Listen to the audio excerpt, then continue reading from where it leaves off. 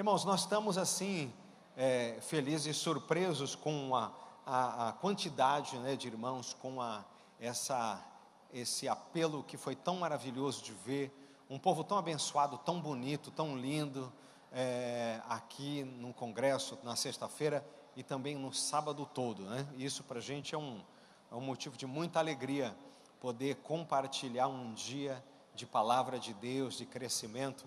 Eu tenho sido muito edificado, não sei você tem sido edificado nesse dia? Amém? Só os aqui da frente que estão entendendo, e o pessoal lá do fundo, deixa eu ver o pessoal do fundo, vou dar um grito, na igreja assim, quando o negócio está meio assim, eu falo, amém! Aí o pessoal do fundo toma um susto daquele. Tinha uma senhorinha dormindo que, nossa, coitada, até agora, acho que a pressão dela está alta, né? Não baixou ainda, mas é que é para chamar a atenção. Pessoal lá do fundo lá, dá para entender tudo? Amém? Glória? Muito bom. Neemias capítulo 1.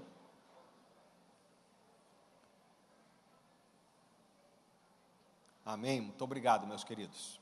Pessoal de lá do fundo lá, lá do som, está ajudando a gente aqui. Eu quero ler para você somente os primeiros versículos de Neemias capítulo 1, onde nós temos o parâmetro daquilo que nós vamos ministrar na continuidade nessa tarde. As palavras de Neemias, filho de Acalias, sucedeu no mês de Quisleu, no ano 20º, estando eu em Suzã, a fortaleza, que veio Anani, um dos meus irmãos, ele e alguns de Judá, e perguntei-lhes pelos judeus que escaparam e que restaram do cativeiro e acerca de Jerusalém. E disseram-me, os restantes que não foram levados para o cativeiro lá na província, estão em grande miséria e desprezo. O muro de Jerusalém fendido e as suas portas queimadas a fogo. Sucedeu que, ouvindo eu essas palavras, assentei-me e chorei, e lamentei por alguns dias, e estive jejuando e orando perante o Deus dos céus. E disse, Senhor Deus dos céus, Deus grande e terrível, que guardas o conserto e a benignidade para com aqueles que te amam e guardam os teus mandamentos. Estejam, pois, atentos os teus ouvidos e os teus olhos abertos para ouvires a oração do teu servo, que eu hoje faço perante ti, de dia e de noite, pelos filhos de Israel, teus servos. Faço confissão pelos pecados dos filhos de Israel, porque pecamos contra ti, também eu e a casa do meu pai pecamos. De todos nos corrompemos contra ti, e não guardamos os mandamentos, nem os estatutos, nem os juízos que ordenastes a Moisés o teu servo. Lembra-te, pois, da palavra que ordenastes a Moisés o teu servo, dizendo, vós transgredireis, e eu vos espalharei entre os povos, e vós vos convertereis a mim, e guardareis os meus mandamentos, e os fareis, e então, ainda que os vossos rejeitados estejam no cabo do céu, de lá os ajuntarei, e os trarei ao lugar que tenho escolhido, para lhe fazer habitar o meu nome. Amém, glória a Deus. Amados, o tema da ministração, essa que me foi dada, é o líder relevante para a sua geração. E aí então nós podemos refletir de tudo aquilo que nós já ouvimos aqui. Eu acho que já estava bom, já dava para ir embora abastecido. Estamos já praticamente já no sobejo, né? Naquilo que começamos a socar, a compactar tudo aquilo que nós recebemos. E para mim é uma honra, é um privilégio poder ministrar nessa tarde também para você. E eu tenho algumas reflexões que eu gostaria de compartilhar com você. Aquilo que for bom você pegue para você, aquilo que não for você descarta aí em lugar adequado. Bom, falar sobre o líder relevante, falar sobre um líder relevante para uma geração ou para gerações, é entender que nós estamos rompendo com o nosso tempo, com a nossa própria cronologia, com o nosso próprio momento. Quando nós conseguimos entender que nós estamos aqui por conta de mais do que a nossa própria vida, de mais do que a nossa história pessoal, nós então estamos entrando em um outro patamar. Vamos deixar um legado, vamos deixar algo para a próxima geração, muito mais do que simplesmente alguém dizer assim, no meu tempo as coisas não eram assim. é uma frase meio saudosista, né? É uma frase do tipo, o que acontecia não acontece mais, e eu acho que não vai acontecer na próxima geração. Graças a Deus que nós somos líderes, você é um líder que vai influenciar e vai deixar uma marca, um legado para a próxima geração. Não ouvi nada, amém ou não? Amém. Você vai pagar para a próxima geração. Falando em pagar, todo mundo já sai fora. Você vai pagar para a próxima geração. Vai bancar a próxima geração. Discipulado é bancar a próxima geração, não é? É bancar a próxima geração, é ensinar a próxima geração, é dar suporte para que a próxima geração possa alcançar o que você sempre desejou, mas não alcançou. Nós estamos hoje aqui porque alguém pagou o preço para que hoje você pudesse estar confortavelmente aqui. Você pode ter certeza absoluta disso. Teve alguém que roeu muito osso para você poder estar pegando um pouquinho de gordura que você acha que está pegando hoje. Você pode ter certeza disso. Alguém pagou de uma forma muito cara para que você tivesse os privilégios que você tem hoje aqui. Tenha certeza disso. O líder que é relevante para a sua geração. Eu quero começar passando um vídeo para você. Nós fizemos um vídeo, o líder relevante para a sua geração. Eu já vou falar essas características. Pedir para os meninos passarem lá. Algo que estava no meu coração e eu me expus, eu me decidi fazer um negócio diferente. Pode colocar para mim, queridos?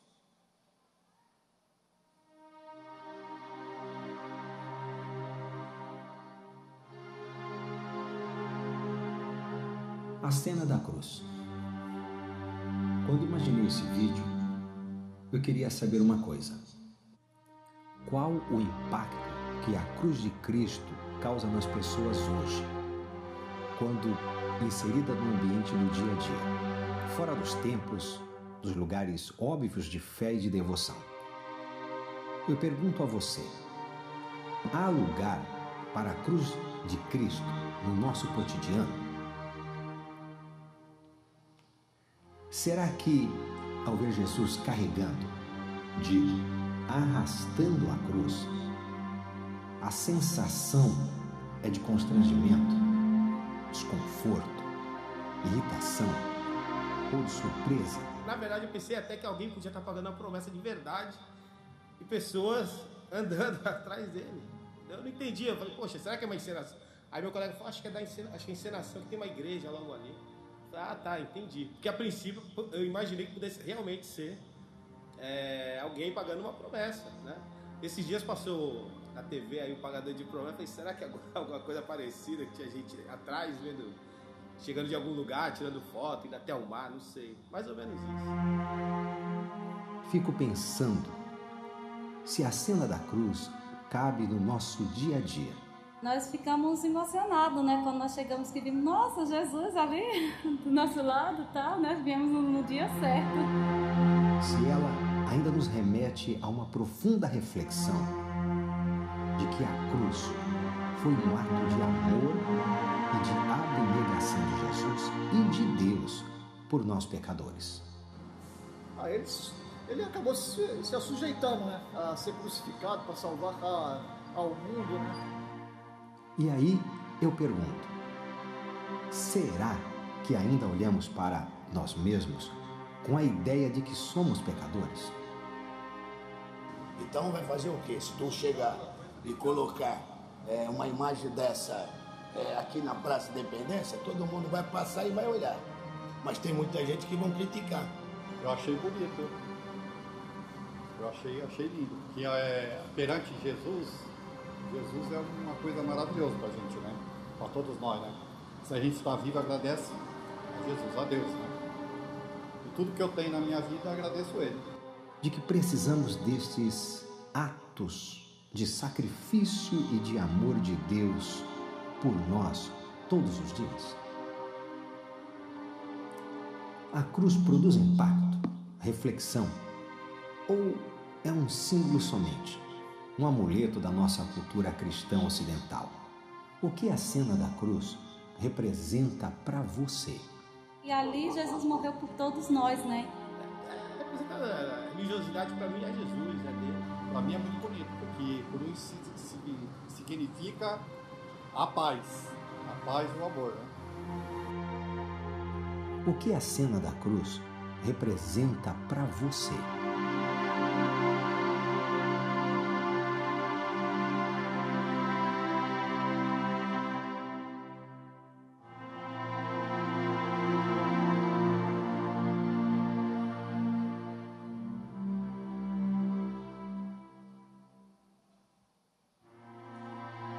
Muito bom.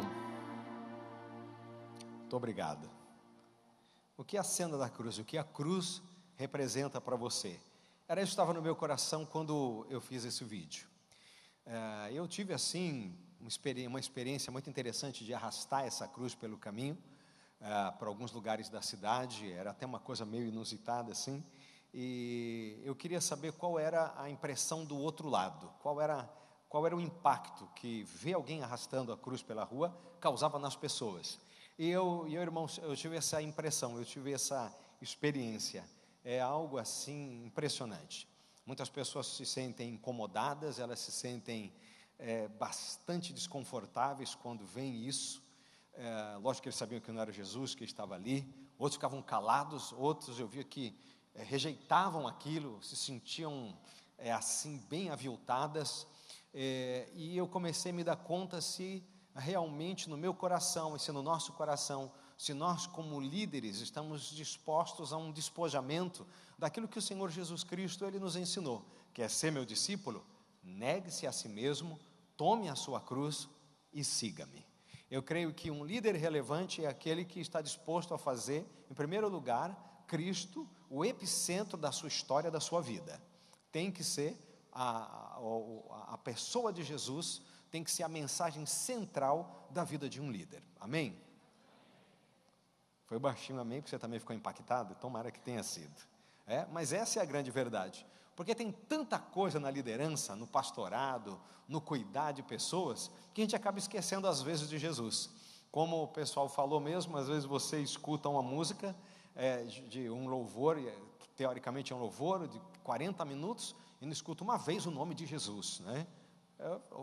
Deixa horrorizado o pessoal, né?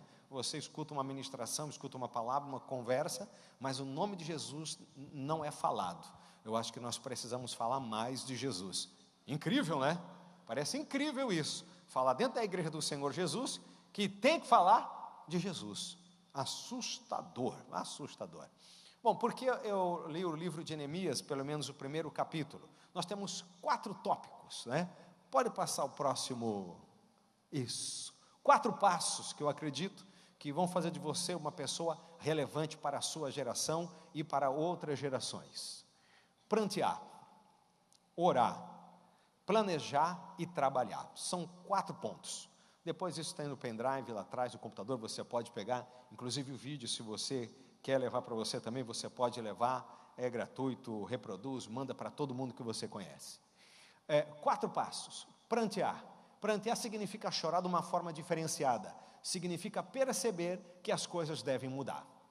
A oração na vida do líder, nós dependemos de Deus e da sua ajuda para mudar as coisas, as situações e as pessoas. Esse é um outro ponto. O outro é pensar. Eu acho que pouquíssimas pessoas hoje pensam. Nós temos gente com um grande acúmulo de informações, Google, todo o processo da internet, a quantidade de eventos, hoje está realmente lotando as pessoas de informações, mas pouquíssimas pensam. Pensar é refletir com profundidade, e trabalhar, que é entrar em ação. São esses 4 pontos que nós vamos caminhar, nós vamos falar juntos aqui. Você pode ver que a primeira coisa que acontece com Neemias, a partir do momento que ele recebe informações do estado do seu povo, do estado de Jerusalém, da situação, da circunstância que esse povo está vivendo, é um período do quê? É um período de oração. Ele vai orar, mas ele vai orar de uma forma diferenciada. Ele entra num processo de prantear, significa perceber que as coisas devem mudar. Jesus chorou, não chorou? Jesus chorou por Jerusalém, Jesus chorou pelo seu amigo Lázaro, ele viu uma situação e ele entendeu, compreendeu que aquela situação precisava mudar.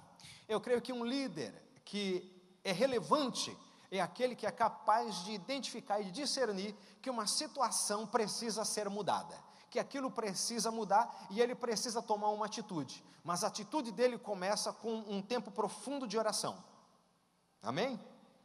Um tempo de oração que leva ele a uma reflexão, leva ele a algumas perguntas, que às vezes na pergunta dele ele já encontra a resposta.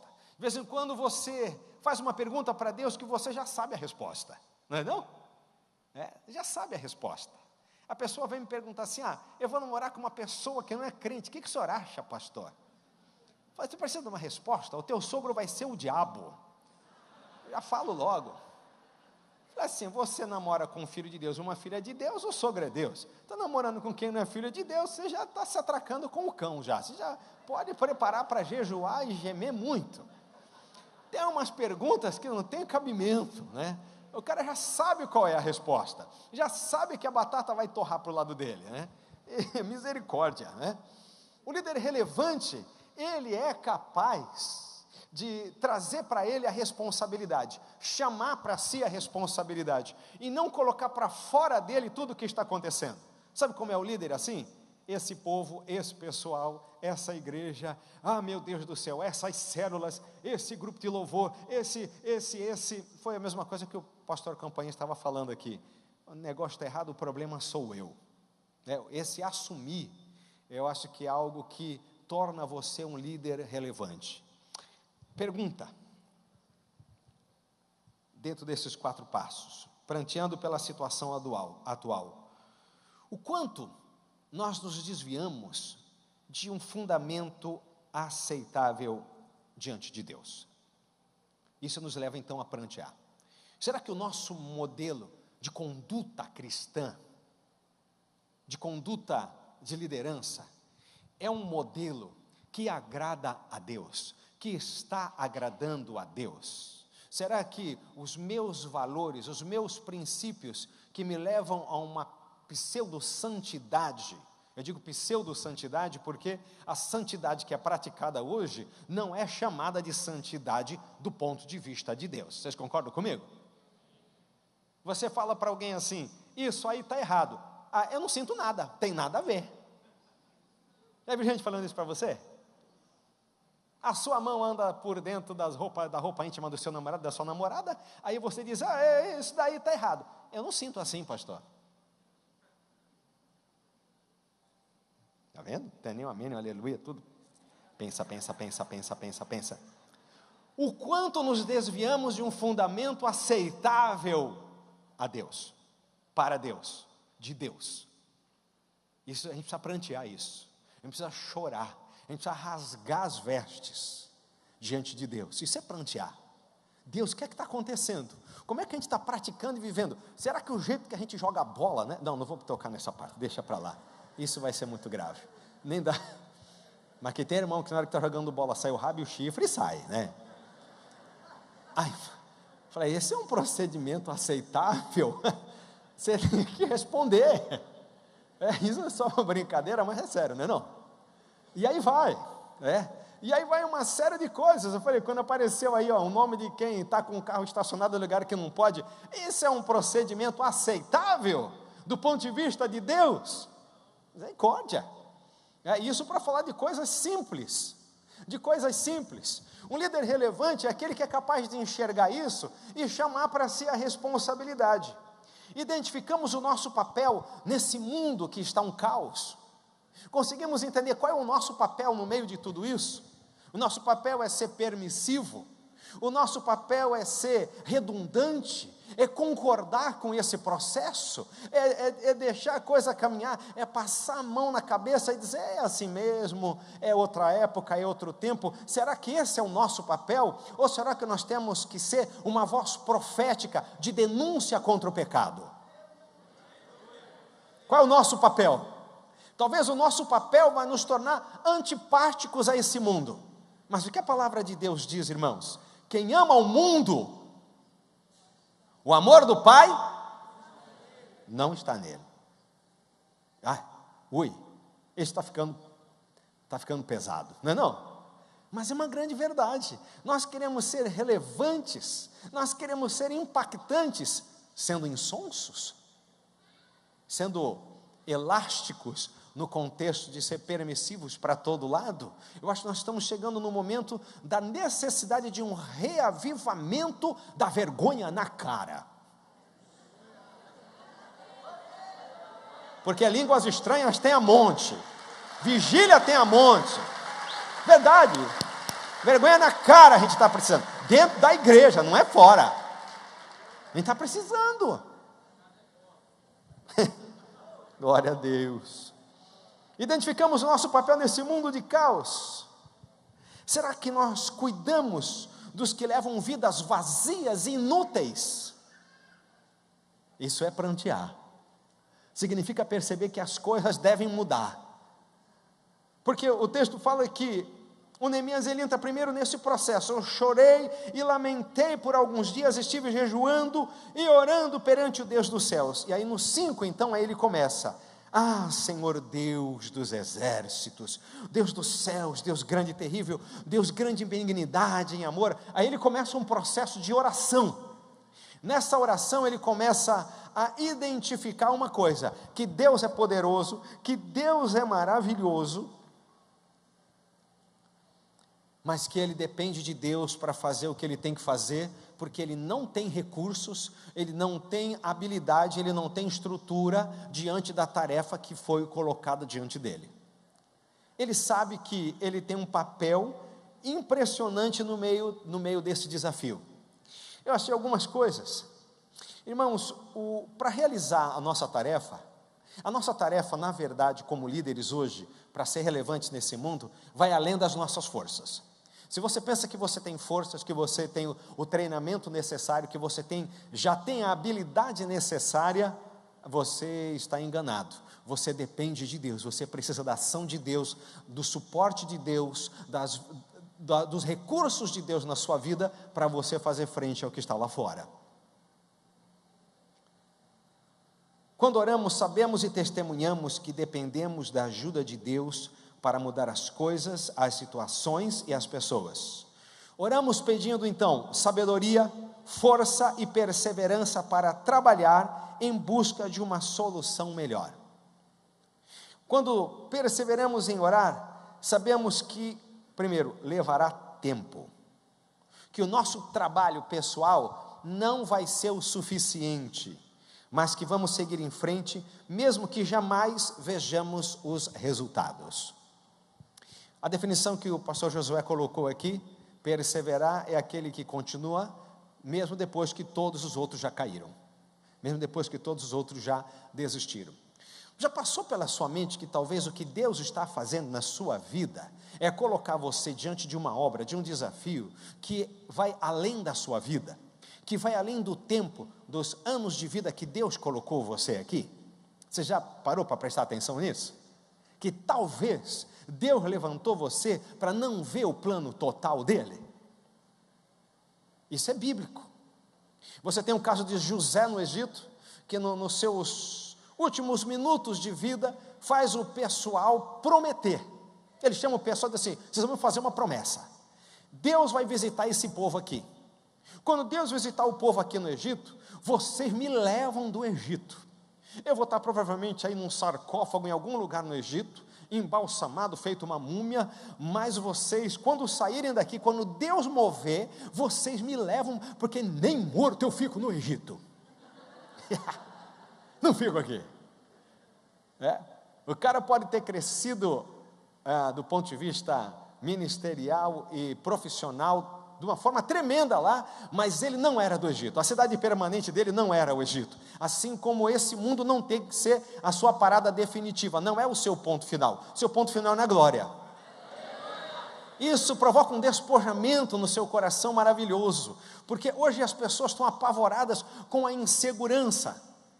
Irmãos, o apóstolo Paulo fala em perigos de espada, nas estradas sendo assaltado, gente tentando de todas as formas acabar com ele. Lê o Antigo Testamento todo, que você vai ver o quê? É insegurança. Contudo, ele não parou em todo o seu ministério de desenvolver a chamada de Deus para a sua vida.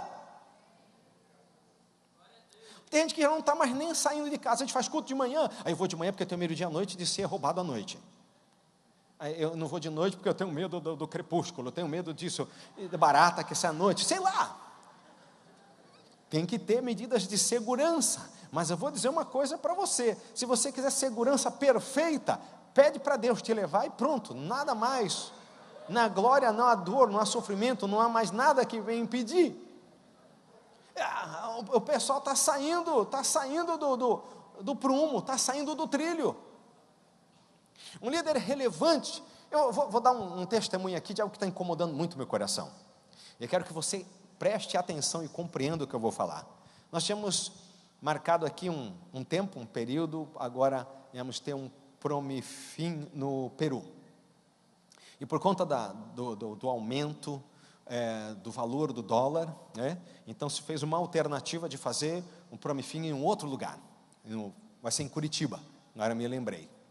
E isso também em função de que não aconteceu uma adesão, um grupo de pessoas que estivessem dispostas a fazer essa obra ou se envolverem nesse trabalho, mesmo o custo do dólar estando XYZ. Eu posso entender o contexto financeiro, posso entender a cotação do dólar, eu posso entender a questão econômica. O que eu não posso entender, irmão, é a paralisia da fé das pessoas. O que eu não posso entender é que você olha para a questão econômica e financeira e diz, não dá para fazer a obra de Deus, é melhor eu esperar por um tempo melhor. Isso eu não posso aceitar. Isso você como líder não pode aceitar. Isso você como líder não pode aceitar. Isso você como líder não pode aceitar. Até você dizer amém, eu vou continuar falando isso. Porque a gente nunca fez a obra de Deus no tempo bom. A gente nunca fez a obra de Deus quando tinha tudo. A gente nunca fez a obra de Deus e mandou um missionário quando o dólar estava valendo 1 por 1. A gente nunca fez dessa forma. Misericórdia! Para um pouco para pensar. Nós vamos esperar o tempo ideal. Nós vamos esperar quando a economia estiver equilibrada. É isso que o diabo quer. Sabe o que o diabo quer? Encolher a igreja. Agora não é um bom momento. Quem disse? Quem foi que disse para você que agora não é um bom momento? Maior é aquele que está conosco do que aquele que está no mundo, irmãos. É uma crise, mas a crise não vai se instalar na igreja corpo de Cristo. E as pessoas não vão se converter agora. Agora o dinheiro vai cair. Agora os negócios, ninguém vai poder casar. Então é melhor se amontoar mesmo. Agora não vai poder isso. E começa e vai então corrompendo tudo aquilo que a palavra de Deus estabelece. Deus é que faz os milagres. Deus é que move. Deus é que move, irmãos. Louvado seja o nome do Senhor. Isso não é uma crítica negativa minha. Eu faço parte desse ministério. Mas como eu li para você o que eu anotei aqui, o quanto nos desviamos de um fundamento aceitável. Sabe qual é o fundamento aceitável? Nós vamos orar e Deus vai mandar os recursos. Se é da vontade de Deus, se é a obra de Deus. Não é a obra de Deus fazer missões, irmãos? É a obra de Deus fazer missões ou não? Deus está de acordo com isso ou não? Então precisa perguntar mais alguma coisa? Nós vamos orar, Deus vai mandar os recursos, Deus vai mandar o dinheiro, Deus vai abrir a porta, mas eu não vou aceitar que a gente não faz porque a hora não é boa. Os discípulos ouvem Jesus dizer, agora vamos atravessar, vamos para o outro lado. Aí vem a tempestade, alguém podia dizer, Jesus colocou os discípulos no barco na hora da tempestade, não podia olhar o boletim meteorológico que tinha um dia melhor. Ele é Deus, Ele manda o mar se acalmar, Ele manda a tempestade parar. Nós estamos nesse barco com Jesus, irmãos. É tempo de abrir mais células, é tempo de abrir mais igrejas, é tempo de ser mais líder. Louvado seja o nome do Senhor.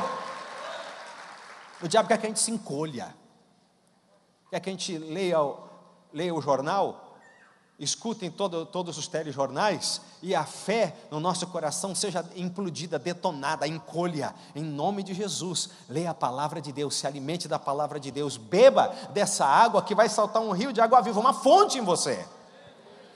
Aí nós vamos ser relevantes, são os líderes relevantes para essa geração. Eu vejo dessa maneira. Eu comecei a notar, prantear também a ver a nossa própria fraqueza, nossas limitações, entender que as nossas forças e os nossos esforços são falhos, entender que nós dependemos do Senhor. Quando nós entendemos isso, nós somos levados para a oração. A oração, quando oramos, testemunhamos que dependemos da ajuda de Deus. Oramos pedindo sabedoria, força e perseverança para trabalhar. Perseverar em orar, sabendo que o tempo é de Deus e o tempo não é nosso. Que talvez nós vamos investir em algo que nós não vamos alcançar na nossa época e no nosso tempo. Como eu falei de José, que quando o povo sai do Egito, sai levando o caixão de José. Alguém ali aprendeu o que é ter palavra, por isso que eu falei de vergonha na cara. Depois de quase 400 anos, 430 anos, quando o povo sai do Egito, você vai ver na palavra, está 430, procura na Bíblia, escola dominical. FATEP, IBIP, por aí afora. Está escrito lá, é só ler. Tinha homem que era capaz de cumprir, era capaz de manter a palavra de um compromisso. E eu tenho certeza, em nome de Jesus, que você é esse tipo de homem, esse tipo de mulher. Infelizmente, a cultura brasileira é uma cultura que não mantém a integridade dos compromissos. Esses velhos aí do ministério fizeram um compromisso, eu não tenho nada a ver com isso. É problema deles. Foram eles que inventaram essa história das 3 salsichas lá do pastor Newton lá, do negócio lá. Tenho nada a ver com isso. Tem a ver sim, porque você está aqui e alguém carregou você nas costas até aqui. Você tem a ver sim. É a grande verdade. E talvez na hora que o povo saiu, vamos todo mundo à noite. Interessante que quando o povo de Deus sai à noite do Egito em direção à terra prometida, tinha gente que ainda lembrava dos compromissos. Não foi um salve-se quem puder, ratos e covardes primeiro, mulheres e crianças depois. Tinha gente que lembrava dos seus compromissos. O corpo de José está lá naquele esquife, está lá naquele sarcófago lá. Vocês 4 aí, carrega nas costas. Talvez alguém, por quê? Porque nós fizemos uma promessa, que no dia que Deus nos visitasse, Ele ia junto, e mesmo depois de morto, o cara foi levado junto, e alguém carregou aquele cara por 40 anos no deserto. Você faz ideia? Faz ideia do que é carregar um cara 40 anos no deserto? No esquife? Aí, mas por que carrega isso daí? Larga aí, qualquer canto essa peste aí, pô. Larga aí. Larga aí. Hoje nós largamos para trás com uma facilidade muito grande. Hoje nós abandonamos os valores, abandonamos os princípios assim, me pesou, tchau. Nós começamos a construir lá, você vê os irmãos como trabalharam, como ajudaram. Teve cara que só de chegar no primeiro dia, olhar, se mandou, nunca mais apareceu, até mudou de igreja. Falei, tá louco, não fico aqui não, esses caras são loucos demais. Carrega com a gente. Carrega com o seu líder a célula junto. Só tem eu e ele. Carrega, continua carregando nas costas. Isso daí tem uma promessa de Deus aí. Isso não é qualquer coisa não. Isso não é de qualquer jeito. Mete o peito, põe nas costas. Vai, irmão. Eu imagino quanta gente revezou. Por que eu tenho que levar José? Por que eu tenho que levar esse esquife? Por que eu tenho que levar esse sarcófago? Porque aí dentro tem um homem que pagou a sua vida inteira para que você pudesse estar aqui. Viu, moleque? Cala a boca e carrega. Aí vai indo, porque sempre tem um aqui que quer que explique tudo. Tem um cara aí que morto, ele é mais homem, mais de Deus que você vivo. Vai carregando, vai levando. Os ossos dele tem mais unção que nem o de Eliseu, do que você, com essa banha toda de pizza aí, vai. Pode ir, vai carregando, cara. É um testemunho, é um monumento, para a gente lembrar que vale a pena andar com Deus. E só quando eles entram na terra prometida, que eles colocam e sepultam um homem lá em terra, e agora cumprimos com a nossa promessa. Cumpra com a sua palavra, irmão. Mantenha a sua integridade. Isso vai fazer de você um líder relevante, zeloso. Oração. Perseveramos em oração sabendo que levará tempo. E talvez que o negócio vai além da nossa era, da nossa época. Outro ponto que um líder relevante tem que ser, ele pensa. Pensar é diferente de acumular informações. Tem gente que cita versículos da Bíblia de cima para baixo, de braço para frente, daqui para lá, para lá, mas não custa nada ele meter a mão na mulher quando chega em casa. Não custa nada ele chamar o filho de desgraçado, de maldito e infeliz quando ele chega em casa. Não é não? Sabe de tudo, queima, torra, por dentro e por fora. Por dentro e por fora. Só acumular informações bíblicas e teológicas, inclusive, não significa nada. É impressionante. Pensar é diferente de acumular informações. Você precisa pensar e entender que leva tempo para mudar. Leva tempo para reorganizar as formas de pensamento. A pessoa se converte, aceita Jesus no discipulado, ela tem que ser ensinada, agora você ora para comer. Agora você não fala mais palavrão. Agora você não chama mais sua esposa de sua burra. Meu irmão, de manhã a esposa pesa 30 gramas. Minha borboletinha, meu passarinhozinho. À noite, sua burra, estúpida. 700 quilos já. Engordou 600 quilos, 680 quilos de manhã até a noite. Assustador. Impressionante, leva tempo para reorganizar. O líder relevante é aquele que entende esse time. Você não tem como aprender a Bíblia toda em um dia, em um mês, em 6 meses. Existe um processo de amadurecimento. Tem as provas, tem os momentos, tem esse processo de maturidade para acontecer. Você pode ver que Neemias, depois de orar, depois de prantear, orar, entender que a responsabilidade é dele. Ele vai até o rei. Ou melhor, o rei identifica que o semblante dele mudou, que ele se entristeceu, irmãos, e o semblante dele mudou por algo sério. Ele diz: a cidade dos meus pais está numa situação lamentável, o meu povo está numa situação lamentável, o que eu posso fazer? Ele chamou para si a responsabilidade. Ele não está jogando a culpa é do povo, que são todos uns pecadores. Ele diz: nós pecamos, eu faço parte dessa tragédia, o que eu posso fazer? E aí então, a porta que se abre, a oportunidade que vem é do rei. O rei olha para ele e diz: nunca vi você com essa cara. Interessante, sinal de que até aquele dia, ele trabalhava diante do rei, e o rei conhecia uma continuidade no humor, na situação da apresentação de Neemias. Mas naquele dia ele olha e diz: teu semblante mudou, teus olhos estão diferentes, o que acontece? Ele diz: rei, vive o Senhor para sempre, que não é nada aqui. É que eu estou preocupado com o que acontece lá no sepulcro dos meus pais, lá na terra dos meus pais, lá com o meu povo. E o rei diz assim: o que você quer? O que você quer? E aí o cara tem que ser bom, ele tem que ter pensado, ele tem que ser capaz de planejamento, ele tem que ser capaz de uma gestão, ele tem que ser capaz de administrar. E ele começa a dar, né, Cabral, a lista de material que ele precisa. Ele começa a dizer o prazo que ele precisa. Ele começa a dizer que ele precisa de salvo-conduto para cada província, para passar por cada fronteira. Ele sabe tudo que ele precisa. Ele sabe quanto tempo ele vai gastar. Ele sabe quanto material ele precisa. Ele pesquisou, ele avaliou, ele tem noção. E ele não é um construtor, ele não é um empreiteiro, ele, no momento que ele está desenvolvendo, fazendo, ele é o copeiro do rei. Mas ao invés de ficar travado, trancado no que ele está fazendo, ele está crescendo e amadurecendo na presença do Senhor.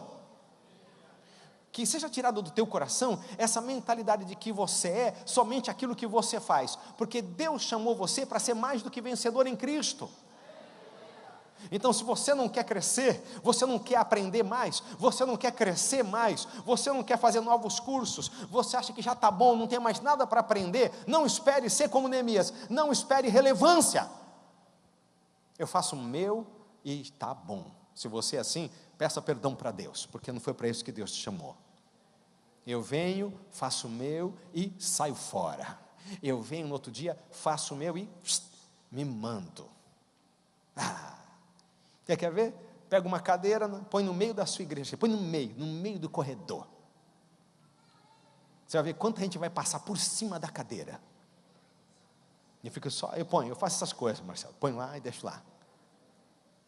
Passa um, passa outro, até que chega um e se incomoda com aquilo e tira. Eu falei, glória a Deus.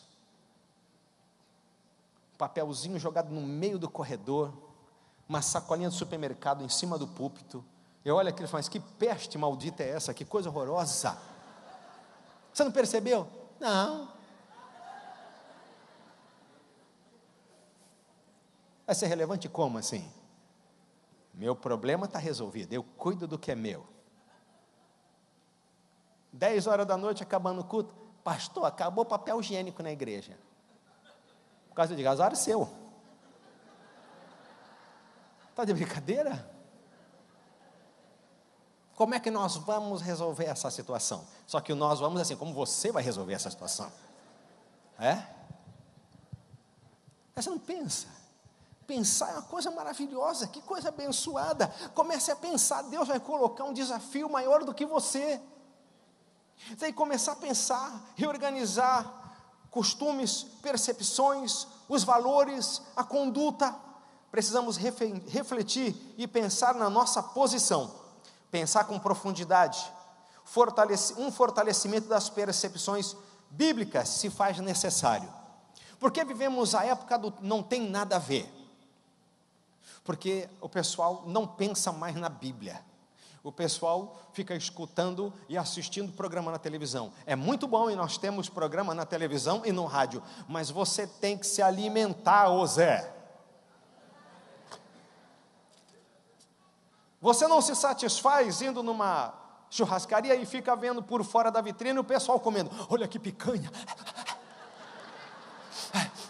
Eu cheirar. Aí depois vai para a pizzaria.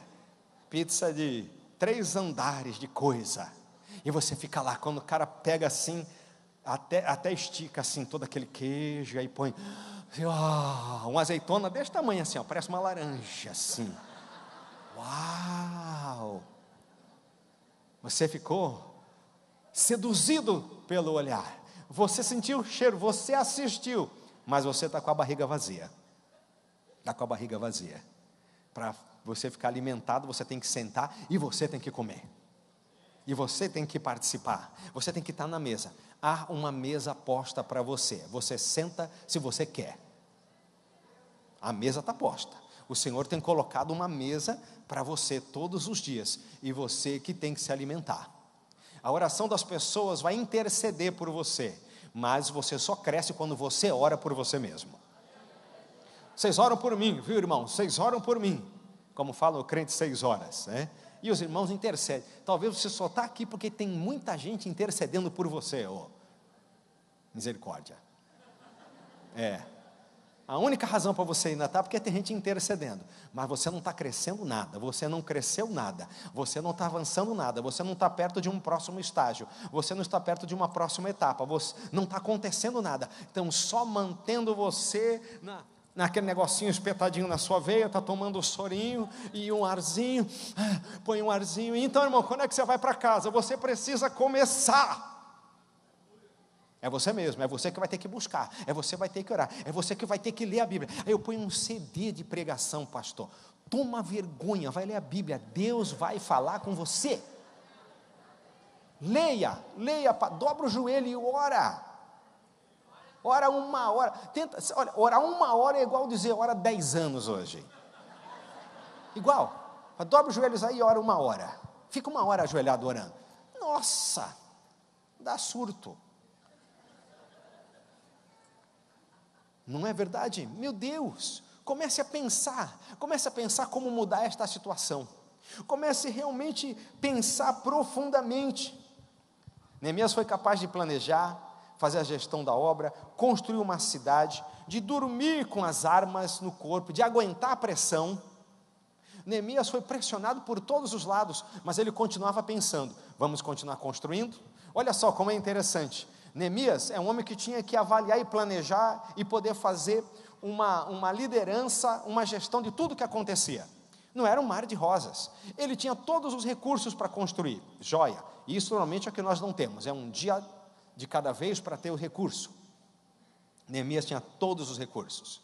Contudo, tinha gente contra. Sanbalate, Tobias e Gozém. O que eles faziam?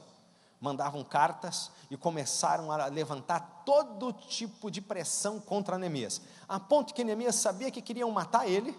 Então ele tinha que tomar banho com as armas.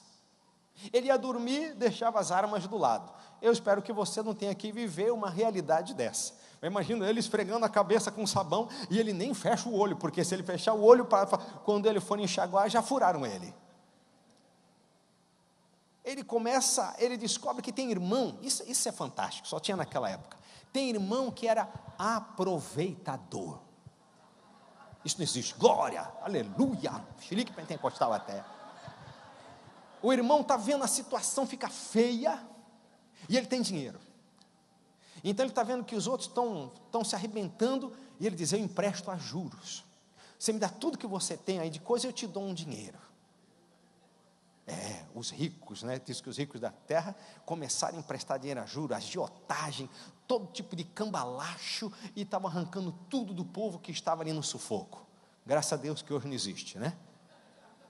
Ele chama aquele pessoal e diz assim: ó, vocês tomam vergonha na cara, porque a palavra de Deus aqui não diz dessa forma, e vocês vão arrumar e colocar a coisa em ordem. Ele tem que ter gestão para isso, tem que chamar o pessoal. Aquele pessoal que não põe a mão em nada, ele chama também e diz assim: ó, é o seguinte, vocês têm uma responsabilidade aqui, trata de pôr a mão. Vira para o seu irmão e fala: irmão, você tem que tratar de pôr a mão na obra. Não é o outro, é você. Você tem que pôr a mão, viu, irmão?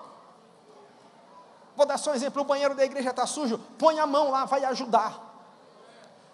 O saco de lixo a lata de lixo está suja, chama o diácono fulano aí, tem uma lata de lixo suja, isso aí aqui. Põe a mão no negócio, na bagaça, irmão. O que é, pô? Põe a mão. Está carregando o caminhão para o retiro, você fica na benção conversando com o irmão. Que benção, estou conversando com o irmão aqui. O outro com a caixa aqui, ó. Dá licença, irmão. Passa. Já viu esse? É que eu não percebi. O irmão está com uma caixa de som 4 vezes maior que essa, e o outro no meio. Eu não vim aqui para essas coisas. Eu estou tentando saber para qual coisa que o cara veio ainda. Não consegui. 30 anos de pastorado, ainda estou tentando achar para que veio. Põe a mão. Sabe qual é essa palavra? Sabe qual que é o princípio bíblico disso? Nós somos todos iguais. Nós somos todos iguais. Não tem o maior e não tem o menor. Nós somos todos iguais. Sabe o que Jesus disse? Aquele que não tiver pecado, que atire a primeira pedra. E ninguém aqui dentro pode jogar pedra. É todo mundo igual. Aleluia, hein? Louvado seja o nome do Senhor. E se quiser ser o maior, tem que ser menor ainda. Sabe o que tem que fazer? Lavar os pés dos outros. Aleluia. Isso é impactante. Isso é para esfolar a gente mesmo, né? Mas isso é a relevância do ponto de vista de Deus. O último que todo mundo apavora é trabalhar. Trabalhar? Cadê o trabalhar? Tem outra aí? Põe para mim aí. Trabalhar, tem mais um. Isso. Legal. Trabalhar. Por quê? Trabalhar é entrar em ação. É fazer algo com perseverança. Quando foi a última vez que você entrou em ação? Quando foi a última vez que você saiu de casa pronto para tudo? Eu estou indo lá, eu estou pronto para fazer, para realizar a obra, para o que der e vier, o que acontecer, ou sempre tem um dia que é isso, ainda vai chegar, ainda há de chegar o dia que eu vou ter disposição e disponibilidade. Um líder relevante para a sua geração é um líder com disposição e disponibilidade. A disposição é aquilo que é físico, seu. Agora a disponibilidade está difícil. Está difícil. Conversa com... Então, irmão, quando é que você... Não, isso acontece, eu vou casar. 4 meses antes eu já peço dispensa de tudo da igreja, que é para poder correr por conta do casamento. Aí você vai me criticar, como eu falei, o que você achar que presta, você pega. Se a carapuça servir, já veste, já sai rebocando mesmo. 4 meses. Antes do casamento, eu vou sair do louvor, vou sair das células, vou sair de tudo, que eu preciso me preparar para casar. Vai ser então o quê? Numa academia 24 horas por dia? O que você está fazendo? Porque tem culto domingo à noite, domingo de manhã, quinta. E, você parou de trabalhar, são 4 meses vivendo em função de casar? Eu não consigo entender. Eu casei também. O outro pessoal casou. Não dá para pegar e tirar 4 meses de férias do trabalho, uma licença-prêmio de 4 meses, para ficar por conta de fazer lembrancinha, para visitar todo mundo, entregar convite de casamento e escolher a cor do armário. O que vocês estão pensando? Estão doidos?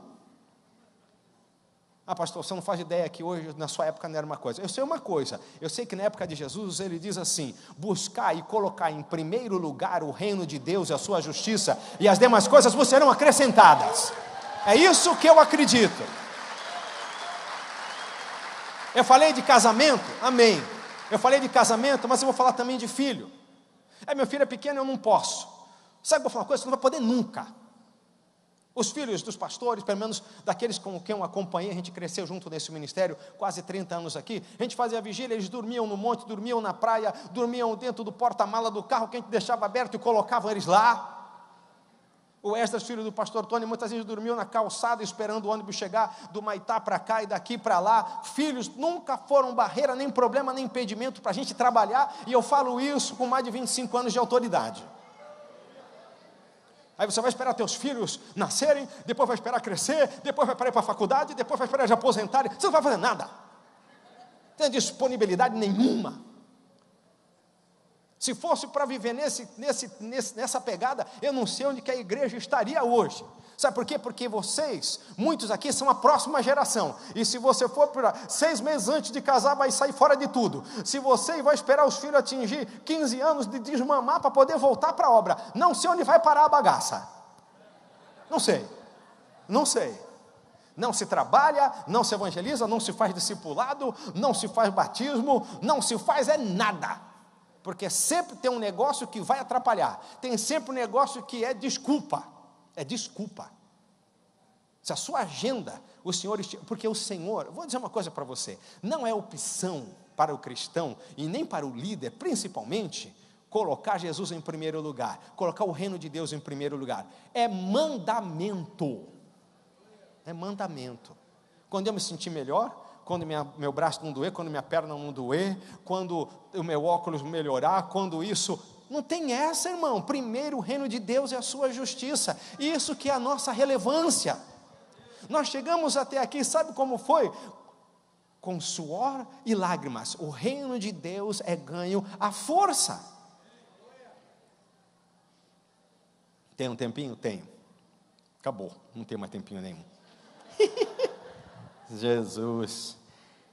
Entrar em ação, fazer algo com perseverança, trabalhar arduamente, dar o tom, ser líder na área e trabalhar, irmãos, para a glória de Deus.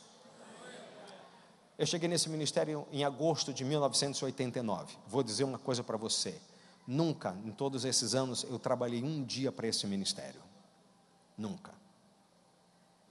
Eu sempre trabalhei para a glória de Deus. Posso falar isso daqui?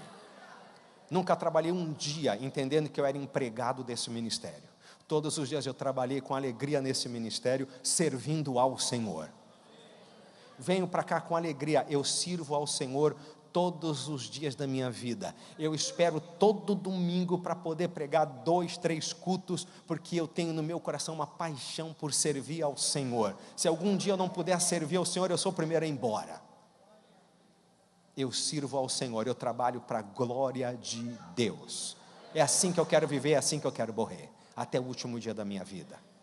Como cristãos, encerrando, o espírito que atua hoje na sociedade, o que existe hoje não é um espírito acristão, ou seja, indiferença aos valores cristãos. Não é isso que existe hoje. Mas sim, o que existe hoje é um espírito de anticristo. Essa é a verdade da sociedade que a igreja do Senhor Jesus está inserida para ser sal da terra e luz do mundo. Que tem como alvo, esse espírito anticristo, tem como alvo destruir, demolir, arrasar a igreja e os valores cristãos. Essa é uma ação diletante e intencional de destruir o culto a Deus e levar as vidas à adoração delas mesmas. Esse hedonismo, negando a santidade, o temor a Deus e a adoração genuína a Deus e a Jesus Cristo. Essa é a sociedade que vivemos, uma sociedade anticristo. Uma sociedade que quer levar a igreja a ser como um mundo, e o mundo como a igreja. E nós temos que estar contra essa realidade, com uma conduta, com valores, aonde nós vivemos para a santidade, para a adoração e a glorificação do nosso Senhor Jesus Cristo. Amém? Levante sua mão comigo. Meu Deus, meu Pai, eu quero abençoar a tua igreja, Pai, o teu povo. Senhor, aquilo que nós falamos, nos perdoa naquilo que extrapolamos e causamos algum tipo de mágoa, de ressentimento no coração de alguém. Mas o nosso propósito é de trazer uma palavra de impacto aos corações e mentes e não aos ouvidos. Queremos ser líderes, Pai, relevantes para esta geração, que deixem uma marca, que venham abalar com estruturas diabólicas, satânicas e mundanas. Sabemos que vivemos num mundo anticristo. Mas, Senhor, nós somos do Senhor Jesus, e eu abençoo todos os líderes, todos aqueles que investem esse tempo, esse período na tua casa, aprendendo, recebendo do Senhor, e que a tua graça, que a tua paz, que o teu amor esteja sobre estas vidas, em nome de Jesus, amém. Amém. Deus abençoe, amados, que Deus abençoe sua vida.